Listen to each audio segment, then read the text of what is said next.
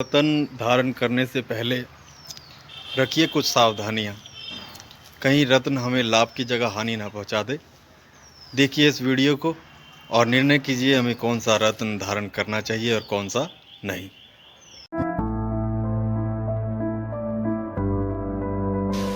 मित्रों नमस्कार, मैं पंडित गौरव कपिल आज एक बहुत ही अहम चर्चा यहाँ पर करने के लिए उपस्थित हुआ हूँ। ज्योतिष शास्त्र का एक बहुत ही अहम हिस्सा रत्न धारण करवाना। अधिकतर मैंने देखा कि जिसकी दशा चल रही होती है वही रत्न धारण करवा दिया जाता है। किसी की गुरु की दशा चल रही है तो उसको पुखराज सजेस्ट कर दिया जाता है, भाई तेरी गुरु की दशा चल रही है तो तुम पुखराज धारण कर लो। किसी की शनि की दशा चल रही है तो उसको नीलम धारण करवा दिया जाता है। मंगल की चल रही है तो मूंगा। ऐसे ही जिस भी ग्रह की दशा चल रही होती है उसी का रत्न धारण करवा दिया जाता है। और या फिर लग्नेश, पंचमेश, नवमेश इनके रत्न धारण करवा दिए जाते हैं बिना उस ग्रह की स्थिति को देखे हुए जिसका हम रत्न धारण कर रहे हैं।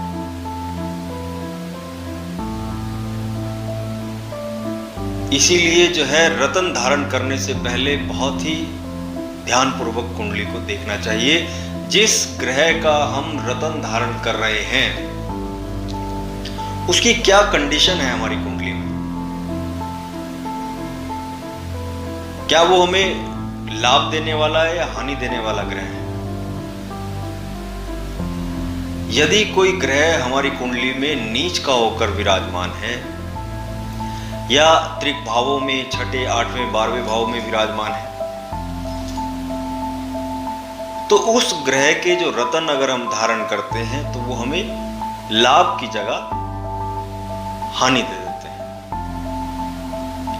रत्न धारण तो किया था लाभ के लिए और पहुंचा दी उसने हानि।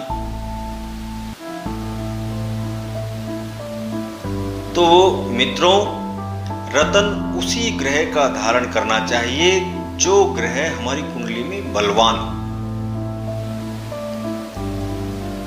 नीच का ग्रह का यदि हम रत्न धारण करेंगे तो वो हमें फायदे की जगह नुकसान ही देगा। रत्न डालने से क्या होता है कि ग्रह को बल मिलता है। मान लिया हम शनि का रत्न नीलम धारण करते हैं तो शनि को बल मिलेगा। लेकिन यदि शनि नीच का होकर विराजमान है तो नीच के शनि को बल मिलेगा। और नीच के शनि को यदि बल मिलेगा तो वो हमें लाभ की जगह हानि ही देगा। तो इसीलिए रत्न धारण करते समय इन सब बातों का विशेष ध्यान देना चाहिए। रत्न धारण करवाना कोई आसान काम नहीं है। उससे पहले जिस ग्रह का हम रत्न धारण कर रहे हैं उस ग्रह का भली प्रकार से विश्लेषण आवश्यक है। ऐसे ही किसी भी ग्रह का हम रत्न धारण नहीं करा सकते। छठे, 8वें, 12वें भावों में जो ग्रह स्थित होते हैं या इनके जो स्वामी होते हैं उनके ग्रहों के जो नग होते हैं, जो रत्न होते हैं, वो बहुत ही विशेष परिस्थितियों में धारण किए जा सकते हैं। उसके ऊपर भी कभी चर्चा करेंगे।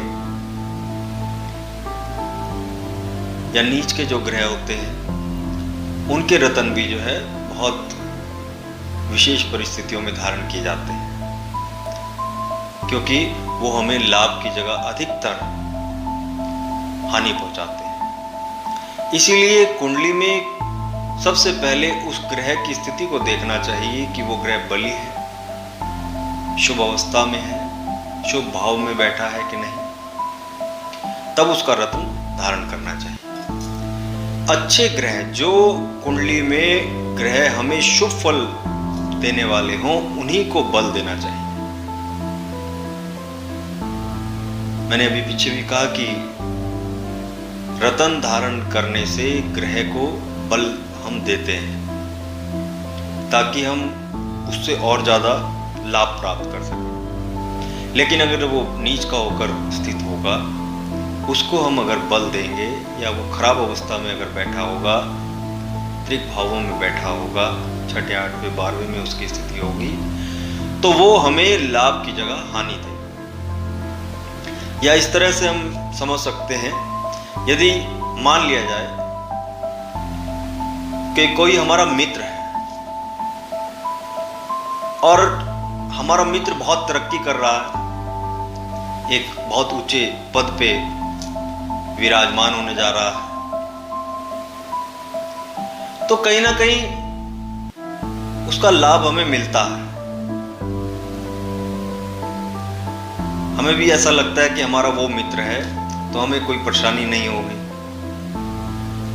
और ये मान लो कि यदि कोई हमारा शत्रु है और शत्रु को बल मिलने जा रहा है, शत्रु की पावर बढ़ने जा रही है, तो कहीं ना कहीं हमारे लिए खतरे की घंटी है। तो इसीलिए रत्न उन्हीं ग्रहों के धारण करें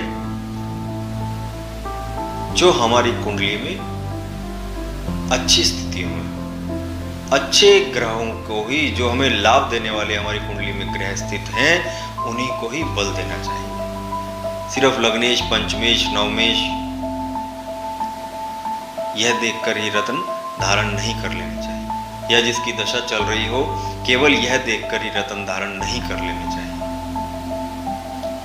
तो इन सब बातों का विशेष ध्यान रखना चाहिए, क्योंकि रत्न धारण करने से लाभ के स्थान पर हानि भी हो सकती है। तो इसलिए जो है, रत्न धारण करते समय इन सब बातों का आप ध्यान रखें। फिर मिलेंगे ज्योतिष चर्चा में किसी और विषय के लेकर जो है फिर बात करेंगे। नमस्कार मित्रों।